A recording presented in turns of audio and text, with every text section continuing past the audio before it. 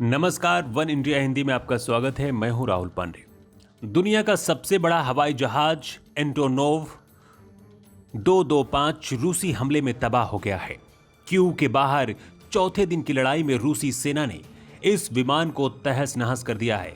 Ukraine की तरफ से ट्वीट कर कहा गया है कि रूसी आक्रमणकारियों ने कीव के पास गोस्टोमेल में एंटोनोव हवाई अड्डे पर दुनिया के सबसे बड़े विमान मीरिया को नष्ट कर दिया है। यूक्रेन की भाषा में मीरिया को स्वप्न कहा जाता है। यूक्रेन के विदेश मंत्री दिमित्रो कुलेबा ने ट्वीट कर जानकारी देते हुए लिखा है, यह दुनिया का सबसे बड़ा विमान AN-225 मीरिया था। शायद रूस ने हमारे मीरिया को नष्ट कर दिया है, लेकिन वो कभी भी एक मजबूत, स्वतंत्र और लोकतांत्रिक यूरोपीय राज्य के हमारे सपने को नष्ट नहीं कर पाएंगे। हम अपने मकसद में कामयाब रहेंगे। कोब्रोरोनप्रोम ने कहा है कि हम रूस के खिलाफ जाकर और मिरिया अगले 5 साल में बनाएंगे। इसमें करीब $3 बिलियन यानी कि 22,670 करोड़ रुपए लगेंगे।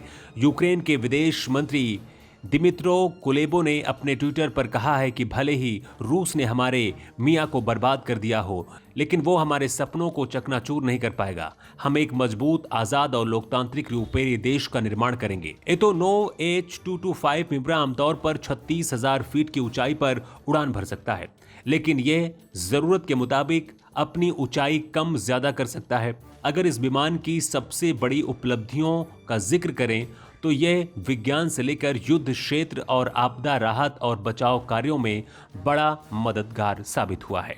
यह विमान पूरी दुनिया में अनोखा है। 84 मीटर लंबा यह विमान 350 टन सामान को 850 किलोमीटर प्रति घंटे की रफ्तार से अपने गंतव्य तक पहुंचा सकता था।